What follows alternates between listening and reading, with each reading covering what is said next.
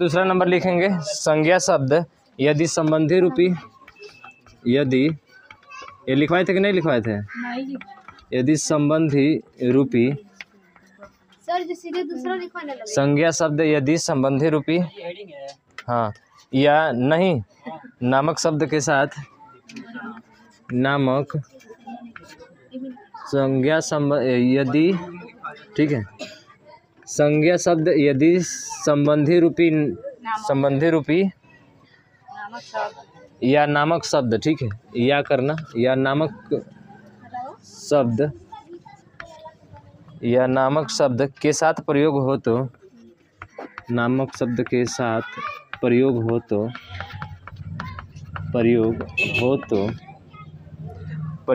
तो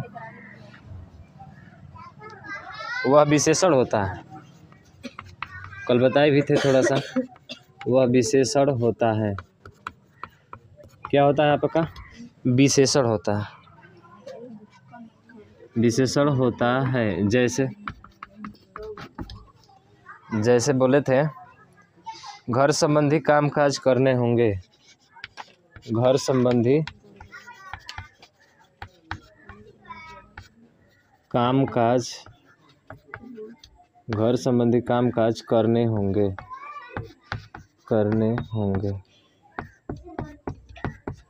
तो यहाँ पे देखेंगे कि संबंधी लग गया ना, इसके साथ क्या लग गया?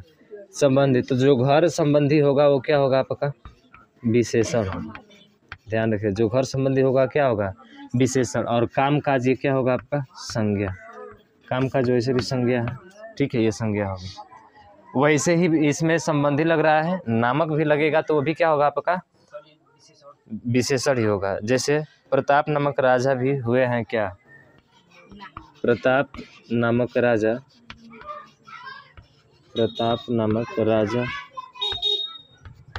भी हुए हैं क्या?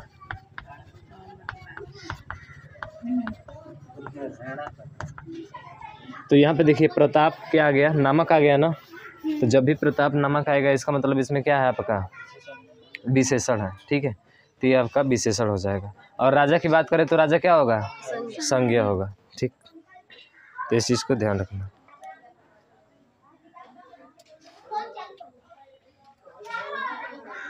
वैसे एक और चीज़ है कि वह मेरा गुरु भाई है, ठीक है, वह मेरा गुरु भाई है और वह मेरा गुरु रूपी भाई है। इसमें क्या अंतर है? हाँ, वह मेरा गुरु भाई है, कहने का मतलब है वह मेरा गुरु भाई है और वह मेरा गुरु रूपी भाई है। इसका मतलब क्या होता है? यानी वह मेरा गुरु रूपी भाई है, मतलब कि वो मेरे गुरु के समान ही मेरा क्या है? भाई है। भाई के साथ संबंध को बता रहा है। और यहाँ पे जो है ना वो एक ही गुरु से पढ़ा हुआ शिष्य के बारे में बता रहा है। तो जो एक ही गुरु से पढ़ा हुआ शिष्य के बारे में बताएगा वो क्या होगा? गुरु रूपी भाई है ना।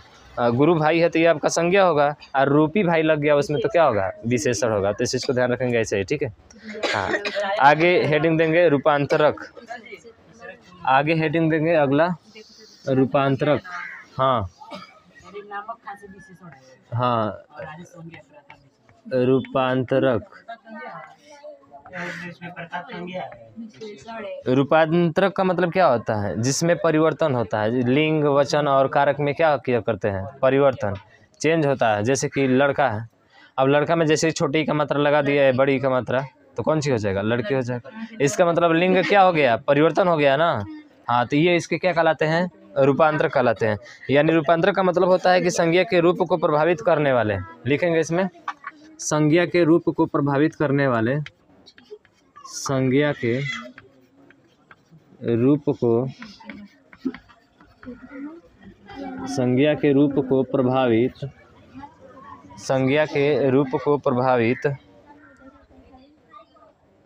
करने वाले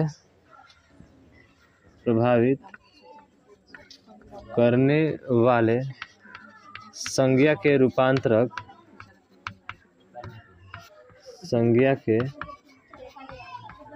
रूपांतरक, संज्ञा के रूप को प्रभावित करने वाले संज्ञा के रूपांतर कहलाते हैं। रूपांतर, ठीक है, रूपांतर कहलाते हैं। हेडिंग में हाँ रूपांतर है, रूपांतरक नहीं है, ठीक है रूपांतरक है, यही है। तो लिख सकते हैं संज्ञा के रूप को प्रभावित करने वाले संज्ञा के क्या कहलाते हैं? रूपांतर कहलाते हैं, ठीक है। उन्हें संज्ञा के विकारक तत्व भी कहा जाता है। सर जी कहे वहाँ को मिट कर दिए वहाँ को लिखे, ठीक है। रूपांतर या रूपांतरक वही हुआ आपका, ठीक है। हाँ रूपक या रूपांतर या रूपांतर कहलाते हैं। हो गया ना यहाँ पे, ठीक है। नीचे लिख देंगे उसके।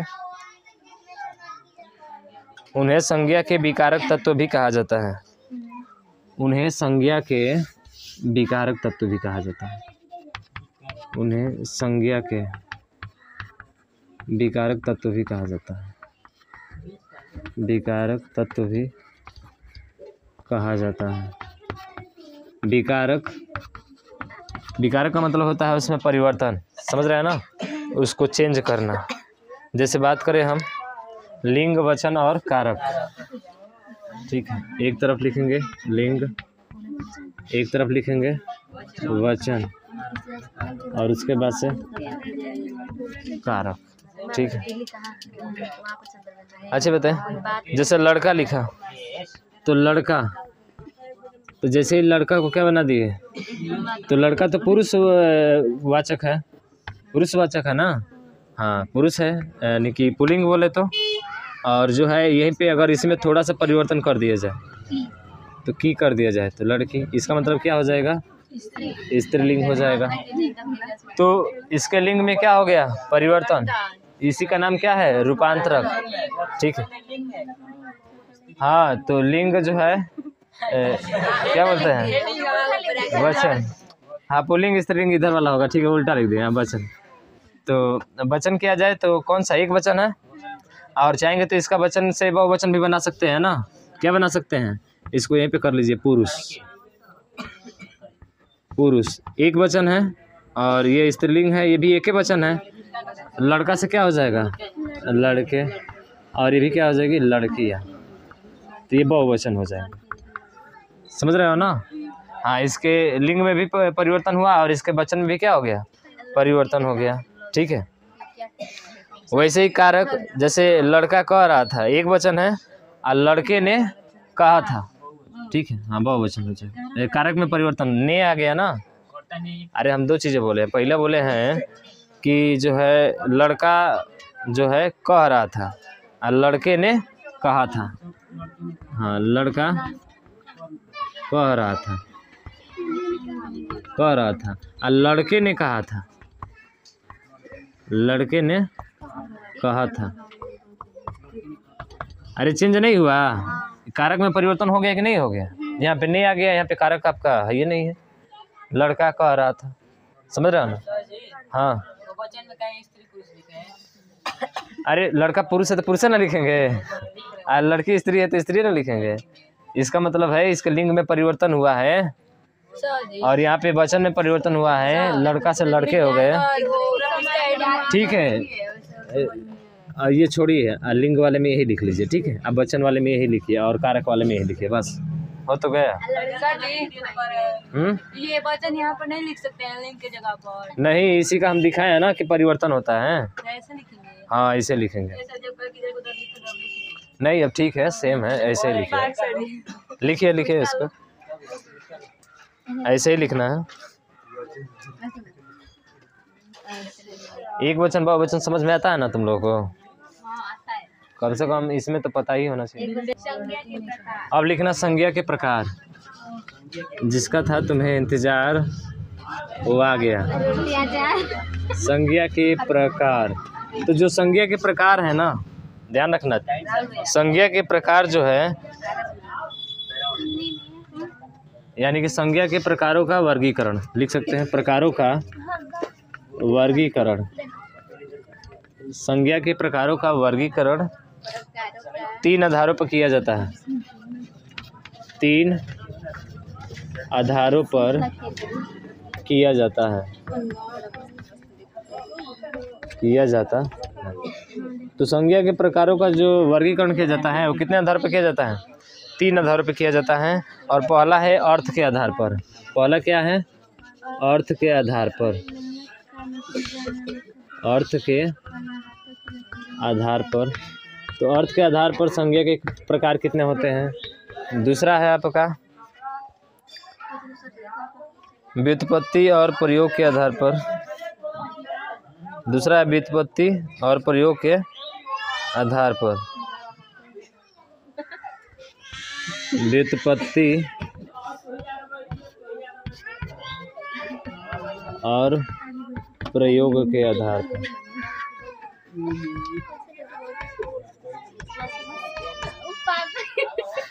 व्युत्पत्ति और प्रयोग के आधार पर, ठीक है, ये वाला।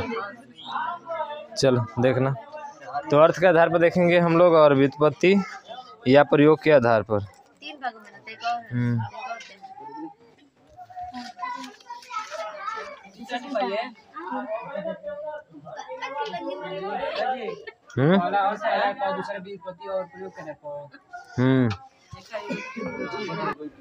और इसी में दोनों आ गया, ये दूसरा हो गया और यहीं से ये क्या हो जाएगा, ये वाला तीसरा हो जाएगा। इसी में दोनों लिख दिए हैं। हाँ, व्युत्पत्ति और प्रयोग के आधार पर तीनों आ गया है इसमें, ठीक है, तो तीनों हो जाएंगे। अब लिखिए पहला नंबर अर्थ के आधार पर।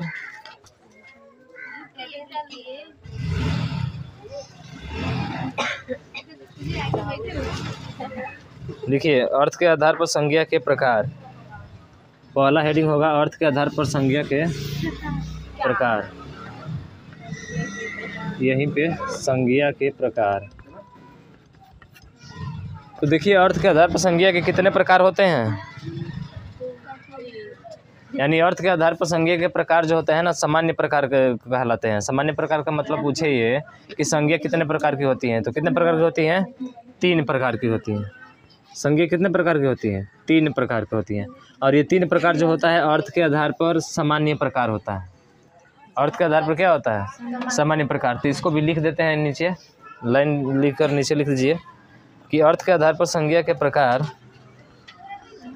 अर्थ के आधार पर संज्ञा के प्रकार, अर्थ के आधार पर संज्ञा के प्रकार, सामान्य प्रकार, अर्थ के आधार पर संज्ञा के प्रकार सामान्य प्रकार कहलाते हैं, जो 3 हैं, कहलाते हैं जो 3 हैं, जो 3 हैं। कितने हैं आपके? 3 हैं। चलिए लिखिए यहाँ तक।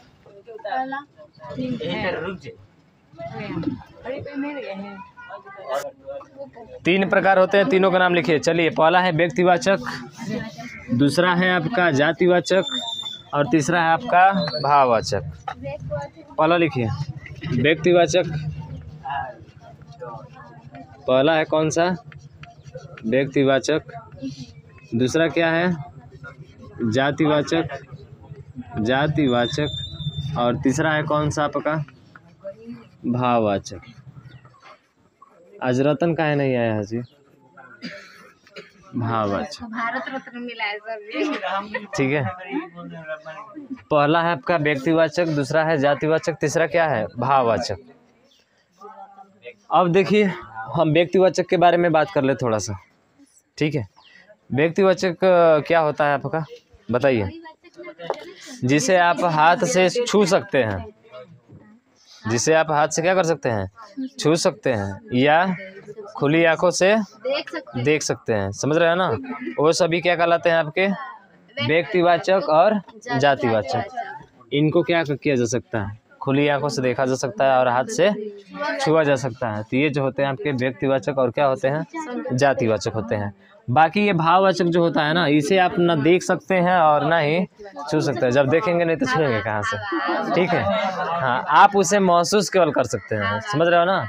जैसे कि चोरी हो गया, समझ रहे हो ना? हाँ, उसके बाद से ईमानदार हो गया, दौड़ हो गया, समझ रहे हो ना? तो इस सब को चीज़ को आप जो है देख नहीं सकते उसको, समझ रहे हो ना? हाँ, इसे आप फिर सिर्फ जो है, हाँ रेस जो होता है, रेस को देख सकते हो कि रेस करने वाले को देख सकते हो? रेस को नहीं देख सकते। रेस को नहीं देख सकते हो, उसका रफ्तार कितना तेजी से आगे भाग रहा है, उस व्यक्ति को देख पाओगे कि हाँ वो व्यक्ति आगे की तरफ जा रहा है। समझ रहे हो ना? हाँ, तो और इसमें पहचान इसकी लिखी है। पहचान इसका क्या होता है? नहीं, पहचान संसार में एकमात्र हो, क्या होना चाहिए? संसार में अपने जैसा एकमात्र हो, वो क्या होता है? व्यक्तिवाचक। तो लिखिए पहला। हाँ, ताजमहल एक ही है, दो नहीं है। लिखिए इसको, लिखिए संसार में अपने जैसा एकमात्र हो। संसार में अपने जैसा एकमात्र हो, अपने जैसा एकमात्र हो। संसार में अपने जैसा एकमात्र हो, पहला व्यक्तिवाचक में ही लिखेंगे हम लोग, ठीक है? संसार में अपने जैसा क्या हो? एकमात्र हो। आप इसका कभी भी व्यक्तिवाचक का बहुवचन नहीं बना सकते हैं। जैसे एग्जाम्पल की बात करें हम लोग, जैसे ताजमहल है, तो ताजमहल है, तो ताजमहल एकमात्र है ना आपका, इसलिए क्या होगा? व्यक्तिवाचक संज्ञा होगा। आया समझ में? हाँ, उसी तरह से चंद्रमा भी क्या है? एक ही है। सूर्य भी क्या है? एक ही है। तो चंद्रमा हो गया, सूर्य हो गया, पृथ्वी हो गई। समझ रहे हैं ना? तो ये जो है आपके क्या है? एकमात्र है, इसलिए ये क्या है? व्यक्तिवाचक संज्ञा है। पहला इसका पहचान है, ठीक है? आकाश भी हो जाएगा ना, गंगा भी हो जाएगा। हाँ, समझ रहे हो ना? ठीक है, तो ये पहला इसका पहचान था। दूसरा पहचान क्या है? पहले इसी को लेकर चलते हैं हम, ठीक है? अभी दूसरे तीसरे को छोड़ते हैं इधर। अब उसके बाद से दूसरा नंबर है कि प्राणी या वस्तु का नाम जो होता है, हाँ, प्राणी या वस्तु का नाम पर जो है समूह का बोध न हो। समूह का बोध न हो, जैसे कि क्या बोलते हैं? कामधेनु बोलते हैं ना हम लोग, और वैसे ही आपका कपिला है, ठीक है? हाँ, कामधेनु कपिला होती है ना, कामधेनु कपिला। अब कामधेनु का देखो तो गाय हो जाएगी, और कपिला उसके साथ आ गया, कामधेनु कपिला, ठीक है? ये जो होगा आपका समूह का बोध ना होता है, यानी कि समूह का बोध नहीं हो पा रहा है यहाँ पे, तो इसलिए कामधेनु कपिला भी हो जाएगा आपका। एरावत, एरावत मतलब क्या बोलते हैं? हाथी। हाँ, एरावत कोहनूर, ठीक है? ये सब जो होते हैं आपके क्या होते हैं?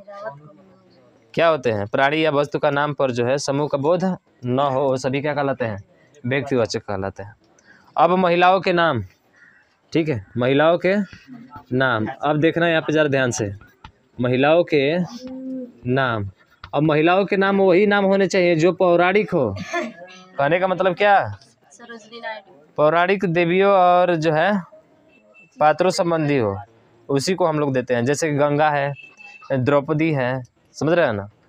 और बताइए क्या हो सकता है? पार्वती है, सरस्वती है, कुंती है, कौशल्या है, शूर्पणखा है, मंदोदरी है। समझ रहे हो ना? तो लिख लो महिलाओं के नाम, लेकिन कैसे होने चाहिए? पौराणिक होने चाहिए। अब ये नहीं कि किसी का भी नाम, जैसे खुशबू है, खुशबू का नाम लेंगे तो नहीं आएगा, ये इसमें नहीं आता। खुशबू, ठीक है, नहीं आएगा इसमें। खुशबू किस में चला जाएगा?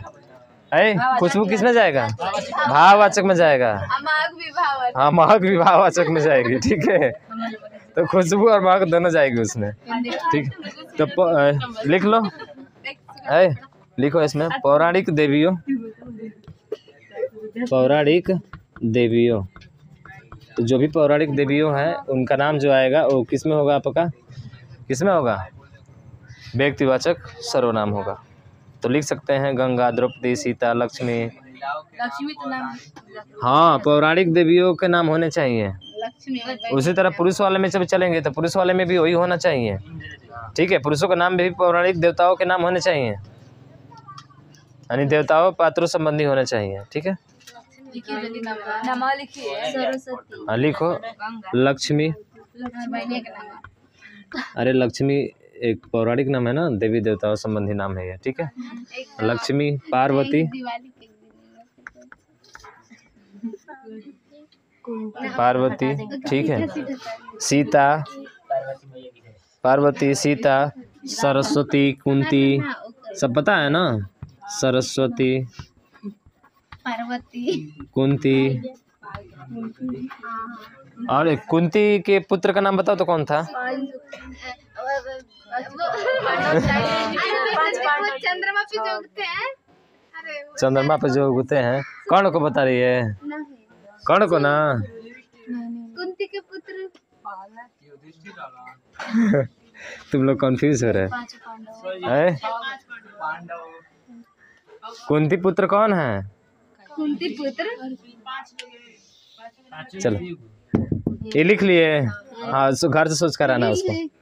चलो नहीं घर के लिए तुम लोग का हटा दे इसको। हाँ उसी तरह से लिखो।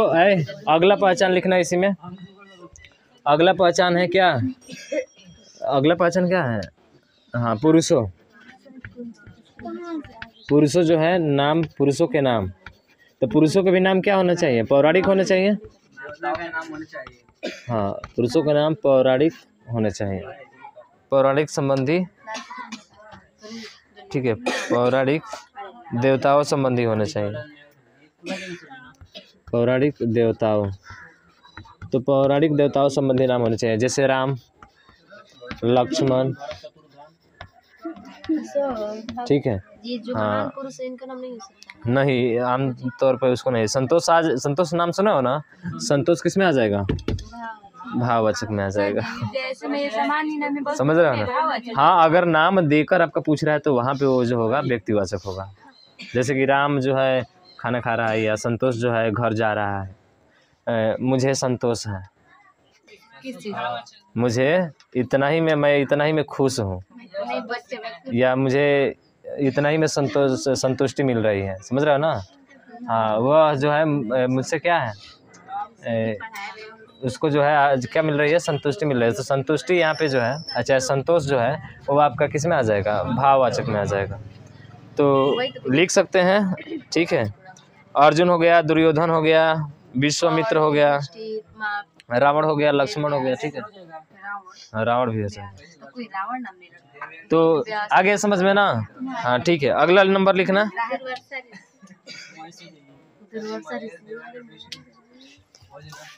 इतना हो गया ना? ठीक है। तो व्यक्तिवाचक संज्ञा के बारे में इतना पहचान जान गए। अभी और इसके आगे पहचान है, और अगला पहचान लिखना उसको। अगला पहचान क्या है? ध्यान देना जरा। पहचान में लिखवा रहे हैं। हाँ लेकिन उससे पहले आप थोड़ा जातिवाचक के बारे में भी जान लेना। कि कल जानेंगे? आज रहने दे। चलिए कल जातिवाचक के बारे में जानेंगे। वैसे भी जातिवाचक क्या होगा? जो एक से अधिक का बोध कराएगा। और ये मात्र एक का बोध करा रहा था ना, वो एक से क्या कराएगा? अधिक का। जैसे कुत्ता हो गया, तो कुत्ता एक तो होता नहीं है, कुत्ते तो बहुत होते हैं, ठीक है। अच्छा ये बताओ, अगर हम कह दे जैसे कि आता है पापा। पापा कौन सा है? जातिवाचक है कि नहीं? पापा आपके जो है जातिवाचक है। अरे आपके भी पापा, आपके पापा मतलब हाँ हमारे पापा और आपके पापा, समझ रहे हैं ना? तो कई पापा हो जाएंगे ना यहाँ से।